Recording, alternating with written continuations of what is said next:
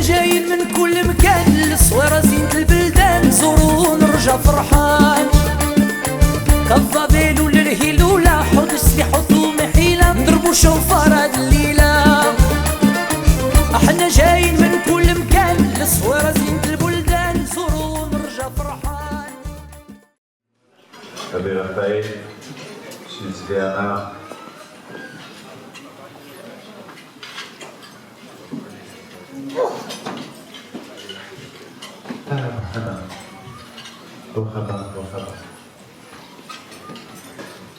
Monsieur le grand rabbin, Rabadon, Hana Shalida,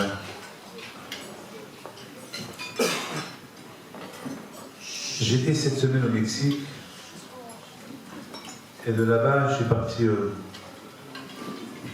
Montréal et je ne savais pas pourquoi je suis parti à Montréal. Beaucoup des fois on fait des voyages sans savoir pourquoi, caché, il y a des raisons pourquoi on les fait. Au départ j'ai cru que j'étais fatigué, vraiment fatigué, le samedi soir à jeudi soir, on recevait les gens non-stop. Les maîtres, j'étais fatigué, je n'ai pas arrêté de parler. Ils devenaient espagnols, les Espagnols ils aiment trop parler, moi je parlais. Et bien sûr, parler, on recevait les gens, écouter des problèmes, des cours de Torah. Mais j'ai décidé de prendre le billet pour aller à Marseille, à Montréal, sans savoir pourquoi. Et peut-être c'était pour écouter l'histoire. Vous savez que parfois des histoires nous donnent beaucoup à réfléchir. C'est une femme qui est venue manger chez nous le vendredi et le Shabbat après-midi, et elle-même s'était invitée, là où j'étais invité. Et voilà, elle raconte une histoire. Elle raconte qu'une fois, il n'y a pas longtemps de ça, elle devait prendre l'avion de Toronto pour Tel Aviv. Et bien sûr, elle a commandé des sandwichs. Et puis, on lui a apporté les sandwichs. Une fois qu'elle a passé la douane, elle a passé la police, et maintenant elle devait rentrer dans l'avion, elle avait une queue. Elle s'est dit, oh peut-être je vais m'asseoir, manger. Elle prend un sandwich, elle le touche, et c'était pas un sandwich. On dirait qu'il y avait là-bas quelque chose à la place du sandwich, parce qu'on sait ce qu'est un sandwich. Elle voit qu'il y avait 3 sandwichs, et voit les autres qui étaient bien fermés. Celui-là il était un peu bizarre. Bon, il n'y avait pas le temps pour vérifier ce que c'est. Puis, elle avance. Elle dit, bon, maintenant, je n'ai pas le temps de manger parce qu'elle voit que ça allait plus vite et je rentrais dans l'avion. Elle arrive et il y a un contrôleur qui lui dit, la douane, vous avez quelque chose à déclarer? Non. Vous êtes sûr? Oui. Vous êtes sûr? Oui. Vous pouvez signer ce papier, qu'il n'y a rien à déclarer, et signe. On ouvre le sac. C'est quoi ça? Les sandwichs que j'ai achetés. Je prends une douche et ça, un sandwich. Vous ouvrez. Et ça, mais ça n'a pas l'air d'un sandwich. C'est un sandwich, j'ai commandé 3. On va apporter 3. Vous êtes sûr? Oui, je suis sûr. C'est tout. À un moment donné, il ouvre un, c'est un sandwich. Il ouvre le deuxième, c'est un sandwich. Paul y allait le matin. Bon. Elle rentre dans l'avion et se pose la question, pourquoi elle n'a pas ouvert le troisième? Et justement, ce troisième sandwich, il était un peu bizarre, un peu louche. Et dans l'avion, elle reçoit un coup de téléphone. C'est la femme qui lui a fait les sandwichs. Elle a dit, tu es dans l'avion? Oui, je suis dans l'avion. Ils sont bons les sandwichs? Oui, j'ai pas pour goûter, mais il y a un qui est un peu bizarre. Il dit là où il y a de l'argent. Il y a là-bas de l'argent. J'ai pas voulu te le dire, je veux que tu les donnes à mon fils. Et je lui dis, mais tu sais, j'aurais pu rentrer en tôle à cause de toi. J'aurais pu rentrer en prison à cause de toi. Mais j'ai oublié de vous dire, je m'excuse. Cette femme qui s'appelle Madame Yadoun, elle a évoqué le nom de Rabbi Pinto. Et chaque fois, parce que, comme je vous ai dit tout à l'heure, j'ai oublié de vous le dire, lorsqu'elle touchait ce fameux sandwich, c'était pas des sandwichs, elle sentait qu'il y avait des billets. Elle ne savait pas. Pour elle, des billets, c'était loin d'imaginer qu'il y avait des billets alors qu'elle a compris des sandwichs. C'est là qu'elle a compris que quelque part, ça dit qu'il a fait que ce contrôleur, il n'a pas ouvert ce sandwich-là. Il a ouvert les deux et pas le troisième. Et bien sûr, cette femme-là est en colère contre Madame X qui lui a donné ce sandwich. Elle a dit, j'ai mis ma vie en danger, je ne vais pas rentrer en prison à cause de toi. Et tu sais quoi? Là, cet argent-là, la moitié de cet argent, je vais les donner de tzedaka. C'est tout. Ils auraient pu les prendre, parce que déjà moi j'avais l'argent, qui sont déclarés, mais ça c'était pas déclaré, donc la moitié de ça, je vais les donner de tzedaka. Elle a dit, mais fais ce que tu veux, tu as raison, et je m'excuse. Mes amis, la émona de les tzadikim, c'est ce que nous avons besoin aujourd'hui. Aujourd'hui, mes amis, il y a une fête parmi toutes les fêtes que Hachem nous a données, s'appelle Sukkot. Cette fête de Sukkot, c'est une fête que la Torah dit, c'est la seule fête pour la Torah qui précise qu'il faut être heureux, il faut être content. Alors qu'il y a beaucoup de fêtes, il y a Pessah, il y a Shavuot, il y a beaucoup de fêtes, il y a Rosh Hashanah, il y a Kippour, il y a Hanouka, Purim. Mais la Torah précise qu'il faut être heureux, il faut être content. À tel point que Chachamim disent que pendant la fête de Sukkot, on peut devenir des prophètes. Yona, un avis, le fameux prophète Yona qu'on lit chaque année, il est devenu prophète grâce à la joie, grâce à la fête de Sukkot, tellement qu'il était content, tellement qu'il était heureux, jusqu'à ce qu'il devenait, parce que la prophétie, elle vient uniquement dans la joie lorsqu'on est heureux. Alors je pose une question. Alors écoutez très bien. La Torah dit, comment elle nous donne la Torah, soi-disant, une idée. Comment être content? Je voudrais bien être content. Comment? Parce que pousser pour être content, c'est pas facile. Il faut qu'il y ait une cible, il faut qu'il y ait une raison pour être content. Je suis riche, je suis content. Je gagne au loto, je suis content. Je sais pas, je rencontre une femme qui me plaît pour la marier, je suis content. Je me marie, je suis content. Ce matin, j'ai dit ça de mon petit-fils, j'étais content. Il y a une raison pour être content. Mais quelle est la raison pour être content qui se pose? Quoi? Sortir dehors, dormir dans la rue, manger dans la rue, c'est ce que vous appelez être content? Moi, il y a quelque chose de banal pour être content.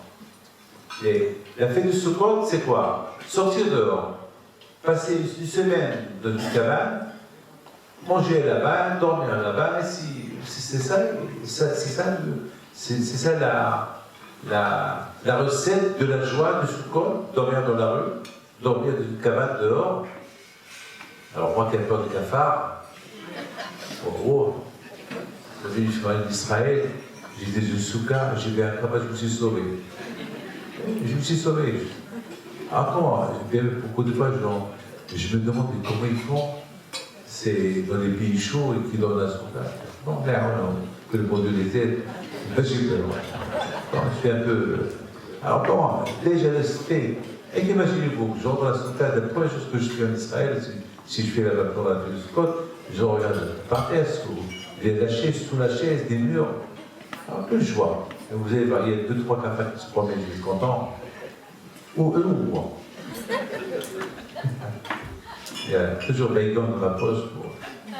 Donc, la bouteille. C'est quoi la recette de la joie à Sukkot? C'est quoi? C'est vrai, j'ai pas compris, c'est ça. Vous avez écouté. Vous savez, pendant Hachem, il nous dit, je veux que vous sortez de votre maison et allez-y dans la rue. Assou dirat Araï, faites, construisez une maison provisoire et sortez de chez vous. Sortez de chez moi et allez dans la rue, et avec ça je vais être content. Là, c'est ce que j'ai dit, j'ai rien compris. Vous allez écouter, je vais vous dire quelque chose. La semaine dernière, j'étais au Mexique, j'étais dans l'une des maisons les plus belles du monde.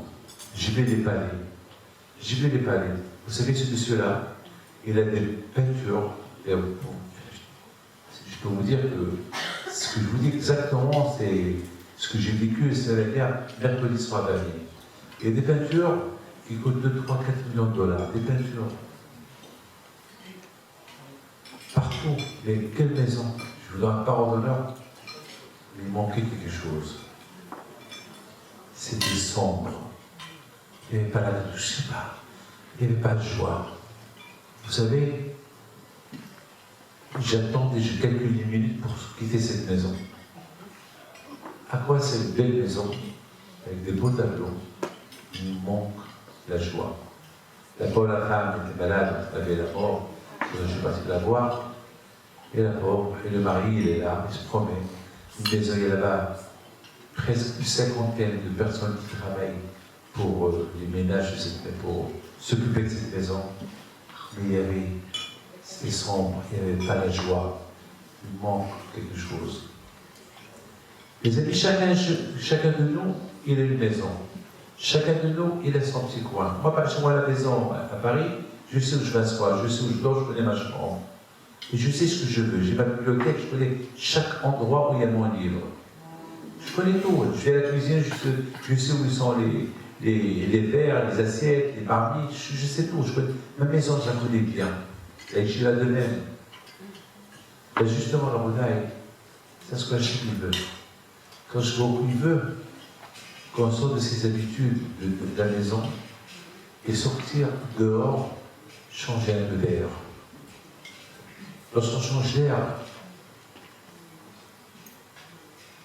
on devient d'autres personnes. Akadosh Baruch Hu, il veut justement qu'on s'éloigne du matériel de la maison, qu'on sort voir un peu ce qui se passe dans cette cabane. Je dors, je mange, je dors, je mange, je bois, et je lis chez moi. Hachamim, ils nous disent tout ça, tu vas le faire dans la souka. Très bien. Mais tu vas le faire avec joie. Même ils avaient voulu dire quelque chose. Et Hachem, il est témoin. Et vous aussi, vous êtes d'accord avec moi. Vous savez que toujours les choses dont on est habitué, une fois qu'on s'habitue, on ne trouve plus de goût. Imaginez-vous qu'un riche, que tout le temps il gagne de l'argent, ça y est, c'est pour lui, c'est pas la joie, ça devient une habitude de gagner. Lorsqu'on mange toujours le même repas, on s'habitue. L'habitude, on construit une très belle maison, très bien, on est super content le premier jour, le deuxième jour, et après, c'est pas chaque jour qu'on va à l'inauguration de la maison, ça y est, on l'a fait une fois. La joie, c'est la première fois qu'on a rentré, après, c'est l'habitude. Il dit David Amel à Rabashalam que Hachem aide-moi de ne pas m'habituer. Lorsque je rentre à l'Yeshiva, je ne m'habitue pas à l'Yeshiva. Que chaque fois que je rentre à l'Yeshiva, comme c'est une nouvelle fois que je rentre. Une prière, ça veut dire que même pour la maison d'Hachem, même la synagogue, on peut s'habituer. J'ai les mêmes places, c'est les mêmes têtes que je vois, c'est les mêmes rabbins que je vois, c'est le même président que je vois, c'est le même truc, c'est les mêmes secteurs, on s'habitue, on s'en lasse. L'habitude, elle tue. L'habitude est de déjouer. Il y a une seule chose, la femme. La femme aussi, Hachamim, comme ça, Torah, elle a donné des lois de Nida. Justement pour ne pas trop s'habituer à la femme. La Nida, il y a une séparation, donc cette séparation, elle fait que le couple, il se reconstruit encore pendant cette période qu'est les Nida. L'habitude, c'est comme ça toujours, c'est ça l'habitude. L'habitude, justement, c'est la raison pourquoi Hachem nous a donné beaucoup de mitzvot et non pas une seule mitzvot, deux, trois. Et des millions de mitzvot, justement pour ne pas s'habituer. Parce que toujours il y a des mitzvot à faire. On s'habitue, c'est fini. Il y a quelqu'un, vous avez vu, que je l'ai vu en économie. Et c'est quelqu'un qui est riche. J'ai rien dit, mais dehors, lorsqu'on s'est vu, on me dit Pour une fois, j'ai goûté ce bois, m'asseoir dans l'économie. Parce que je voulais goûter un peu ce que les gens y souffrent, ce que les gens y sentent. Là, j'ai dit, ben, bon, c'est bien. Très bien, il va continuer à aller là-bas.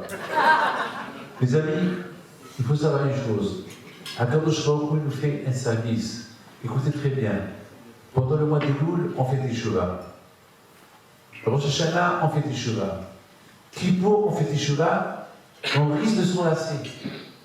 Parce que trop de Teshuvah, trop de pleurs, trop de trucs, on risque peut-être qu'il a eu peur pour nous qu'on va craquer. Toujours, c'est le stress, c'est le chauffard, c'est les rabbins qui partent. Faites attention, prenez-les, ouah, tel il est mort, l'autre il est mort. On est un peu angoissé. Rachel nous a donné une fête complètement différente. Sortez de tout cela. Sortez de tout. Sortez de chez vous. Sortez de vos habitudes. Sentez l'air. Venez dans une soukha.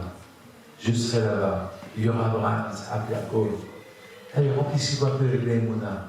Allez, les amis, ben, je vous donne un parole d'honneur. Il est super. Vous savez, une fois, il y avait quelqu'un qui vient, le Hazot Ish.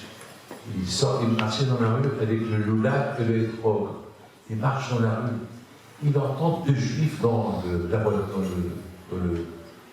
des juifs qui se promènent et ils se disent, ce rabbin, il va aller à la synagogue, il va faire là-bas Osha'ana, Osha'ana, Osha'ana, Osha'ana, c'est-à-dire secours, au secours. Il lui dit, ça fait 2000 ans qu'on fait Osha'ana. Est-ce qu'on a été libéré? Ça fait 2000 ans. Hazoni, je le regarde. Je répète ce que tu dis. Il dit, j'ai rien dit rapide. Répète ce que tu dis. Il dit, non, simplement, j'ai dit, ça fait 2000 ans qu'on fait Osha'ana, et on est toujours dans Taba. On souffre toujours. Alors, on est toujours dans l'exil, dans le galop. Je lui ai dit, mais t'es vivant. C'est Osha'ana qu'on fait chaque année. Voilà, ça fait 2000 ans, on est encore là. C'est qu'on réfléchit un peu notre parcours depuis qu'on a quitté, après la destruction de Beth Amikdash, notre parcours de l'exil jusqu'à maintenant. Baruch Hashem, combien de chemins on a traversé et à Israël, on est encore là. Grâce à quoi? Grâce à qui? Grâce à Osha'ana. Osha'ana, on dit Osha'ana. Protège-nous, délivre-nous, aide-nous. C'est vrai. On n'est pas milliardaire, on n'est pas comme les autres, mais on est encore là. Baruch Hashem, on a nos rabbinim, on a la Torah. Eh bien, la Moulaï, je vous donne la parole d'honneur. Après une période de Rosh Hashanah et Kippour, une période qui est un peu stressante, Hachem nous a donné une fête pour pouvoir s'en sortir de tout. Il nous dit, il faut se réjouir. Je vous donne la parole d'honneur. Béhémet, ce que je suis en train de vous dire, celui qui a la Emouna, il est heureux, il est content. Et lorsqu'on sort dehors, on n'est pas chez nous, on est dehors. Qu'est-ce qu'on fait dehors? Ben, Hachem, il veut qu'on soit dehors. Il veut qu'on soit content. Alors, la bouteille, il dit à Hachir, c'est qui le riche? À sa mère, Helko, celui qui se réjouit de ce que le bon Dieu lui a donné. Alors, la bouteille, lorsqu'on sort dehors de la soukha, sachant que Hachem, il veut qu'on se réjouisse dans cette soukha, ben justement, Hachem veut qu'on sorte de nos habitudes et on rentre dans un autre aspect d'une autre vie.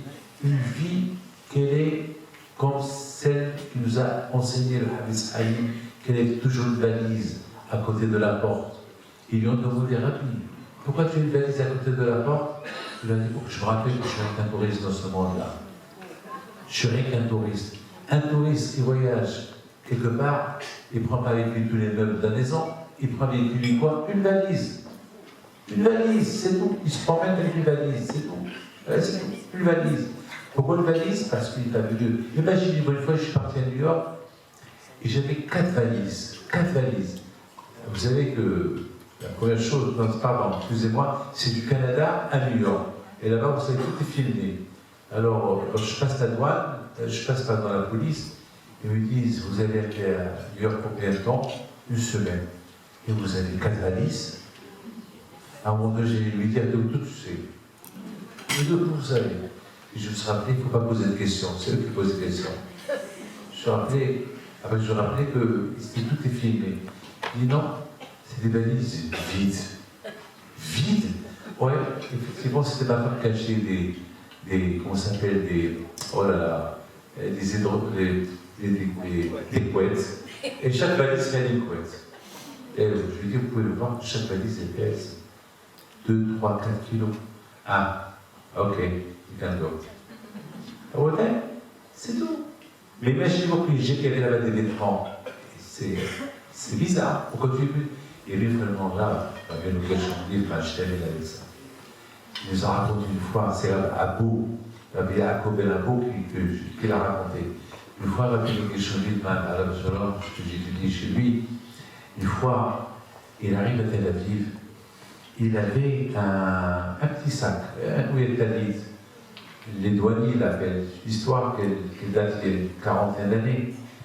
Il lui dit, vous avez quelque chose à déclarer? Non, on peut voir.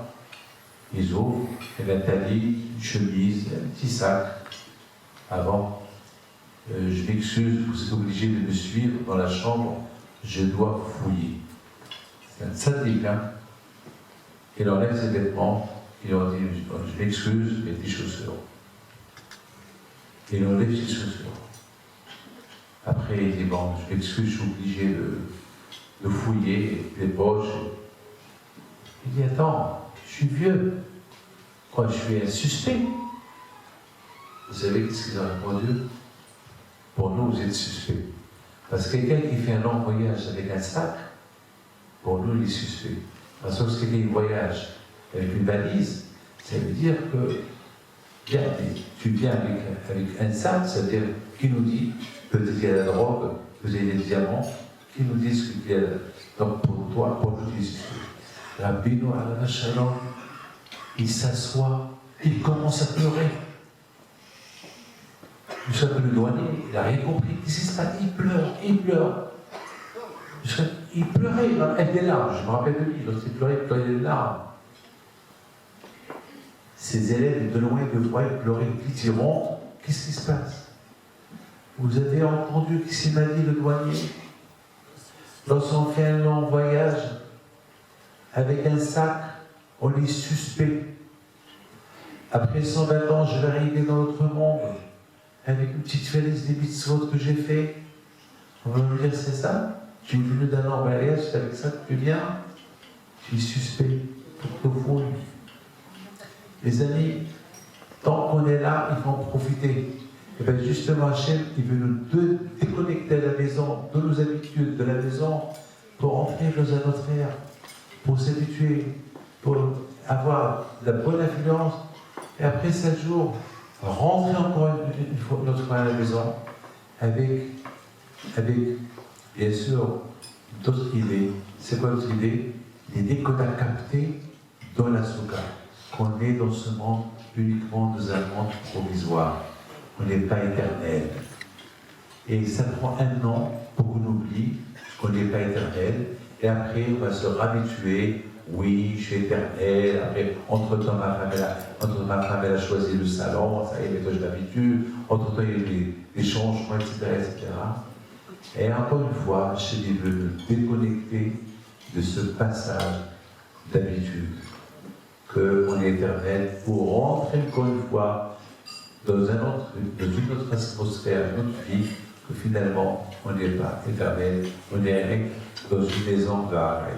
Les amis, quand il vous donne à vous tous, je n'ai pas le droit de parler politique, ce qui se passe, mais une seule chose, je suis obligé de vous dire, c'est qu'on sait très bien que la Torah, elle protège. C'est tout. La Torah, c'est tout. La Torah, elle protège, la Tzedaka, elle protège.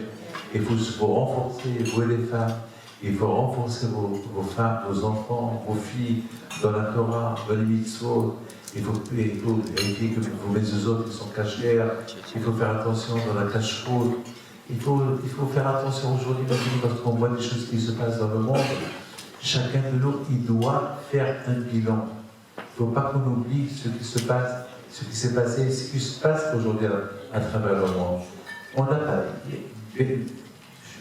J'entends, il faut ajouter la police, il faut ajouter ceci. C'est vrai, il faut ajouter. C'est vrai, je dis rien du tout.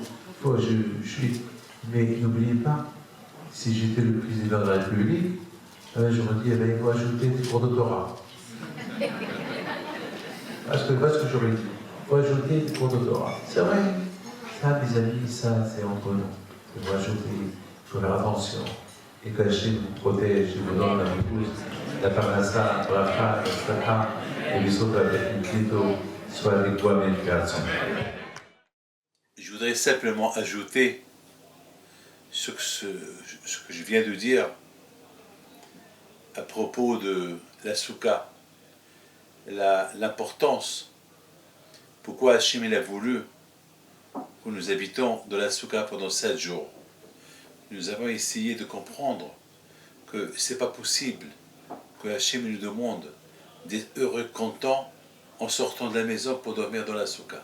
Avez-vous vu quelqu'un qui est heureux de dormir dans la rue? Non. Alors comment Akadosh Baruch Hu, il nous demande la fête de Sukkot, c'est la fête de la joie, et Hachem, il nous demande de se réjouir, d'être heureux et content. Impossible. Et nous avons essayé de comprendre que Bémet, c'est la raison pourquoi Hachem il a voulu nous donner une fête qui s'appelle la fête de Sukkot, la fête où on va habiter pendant un laps de temps provisoirement dans la rue, et appeler cette fête-là la fête de la joie. La meilleure joie d'un être humain, c'est lorsqu'il sait lorsqu'il arrive à saisir, à comprendre que ce monde-là, c'est un monde de passage. Parce que nous, on croit que la vraie joie, c'est de vivre dans le matériel total. C'est pas vrai. C'est pas vrai. Nos sages ils disent Ma benechasim ma bedeaga. De plus que tu es riche, de plus que tu as des soucis. De plus que tu cherches la richesse, et tu deviens soucieux. Et de plus que tu es jaloux, parce que l'autre il est riche, et toi tu ne l'es pas, donc tu dirais que tu souffres. Hachem, donc, là, moi je connais, écoutez, regardez-moi tous, moi je connais vraiment c'est quoi, où on vit aujourd'hui. Moi je peux vous assurer, je peux vous garantir que la vraie joie, c'est celui qui se contente de ce que le bon Dieu lui a donné. Donc c'est la raison pourquoi Akadosh Baruch Hu a dit que si vous voulez être heureux et content, le jour que vous allez comprendre que ce monde-là, c'est un monde de passage, passager. Et nous-mêmes, on n'est que des passagers dans ce monde-là, comme un touriste qui se balade, qui va d'un pays à l'autre avec une petite valise. C'est tout. Que la maison principale, la vraie maison principale, c'est après 120 ans dans l'autre monde. Et c'est la raison pourquoi, quand je l'ai dit, il nous a donné cette fête-là, de Sukkot, la fête de la joie. Parce que Hachem a voulu nous montrer que, voilà, est-ce que, voilà, Rosh Hashanah et Kippour sont passés, et maintenant, vous êtes soucieux de savoir dans quel livre vous êtes inscrit, alors, puisque vous êtes soucieux de savoir dans quel livre vous êtes inscrit, alors, viens, voilà, je vous donne une fête de joie. Une fête qui vous déconnecte avec le passé et qui va vous faire vivre l'avenir. C'est quoi? Savoir que tu es un homme de passage dans ce monde-là. Et je vous donne pardonneur. Celui qui a saisi cette phrase-là, que dans ce monde-là, on n'est que des passagers, qu'on n'est pas éternel dans ce monde-là, ben on va être content. Donc on va être content. Ben au moins, maintenant, on va se préparer pour la vraie maison qui est ailleurs, qui est dans l'autre monde. Parce que maintenant, j'ai cru que ma maison principale, c'est dans ce monde-là.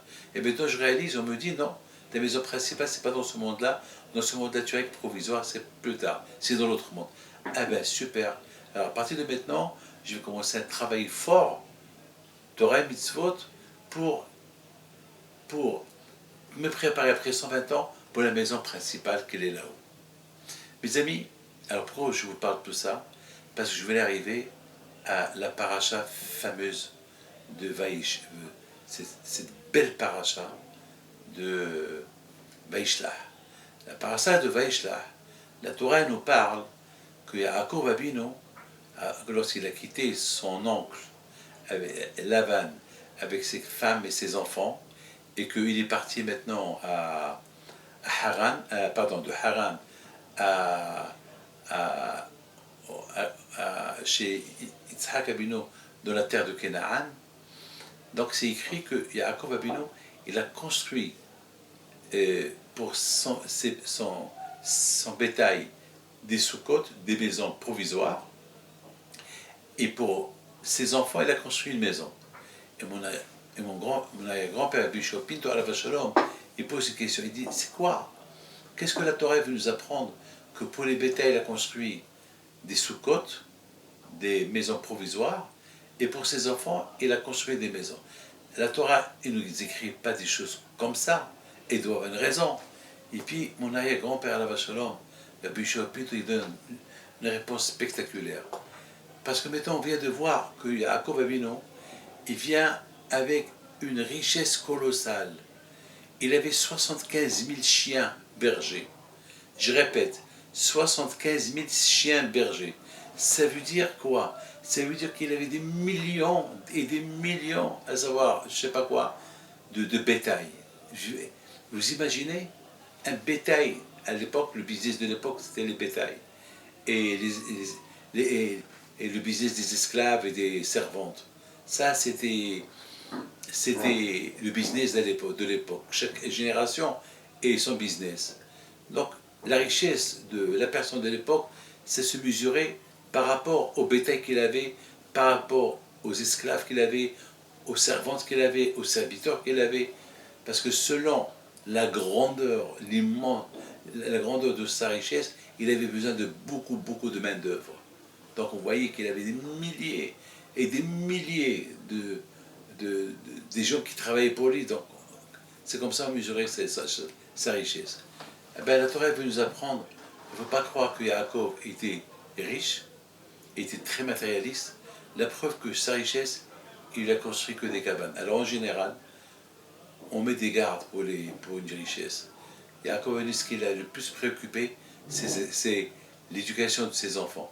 Alors, pour ses enfants, il a créé une maison, il a construit une maison, une yeshiva, mais pour son bétail, c'est provisoire. Et ils ont laissé dans la rue. Pourquoi? Parce qu'Hachem l'a donné, et s'il veut prendre, il peut prendre. C'est pas ça le primordial pour moi. Yaakov s'est dit, ces bétails-là, cette richesse-là, c'est pas très important pour nous. Mes amis, c'est la raison pourquoi, et la Torah, elle mentionne la fête du Sukkot. Et vous savez que nos sages disent que les 3 fêtes principales, ils ont été donnés grâce aux parents. Par exemple, la fête de Pessah, c'est grâce à Abraham Avinu. La fête de Shavuot, c'est grâce à Yitzhak Avinu.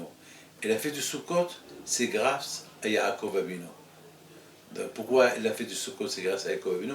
Parce que Yaakov Avinu, il était symbolique. C'était lui le premier qui a construit les cabanes, les Sukkot pour sa richesse. Pour te dire que Yaakov Avinu a compris que ce monde-là, ce monde matérialiste, c'est de passage et qu'on n'est pas là éternel. Donc c'est pas la peine de travailler que pour l'argent, argent. Toi, tu vas tout laisser dans ce monde-là, tu vas rien prendre avec toi. Et c'est ça, mes amis, la différence entre Yaakov et Esav. Esav était préoccupé de remplir ses poches. Toute sa vie, c'était chercher l'argent. Yaakov Avinu Alav Shalom, toute sa vie, c'était chercher la Torah, faire la Torah, respecter la Torah, et la richesse est venue d'elle-même.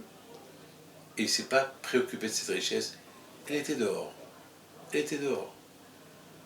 Pour cette richesse, il n'a pas construit des maisons pour les garder, non. Mais pour garder ses enfants, il était préoccupé. Mes amis, c'est ça la paracha de cette semaine. Que Hachem vous protège, je vous donne B'chabetzah. Donc je m'excuse, j'ai parlé à l'Aïloula de Marseille. Donc là, je termine le cours ici, à l'Yeshiva de Paris, et que Hachem vous protège, Amen Karatzon. Et bonne réussite, bonne soirée, et si Dieu veut, on se voit le 5 décembre pour l'Aïloula de Rabbi Pinto. À bientôt.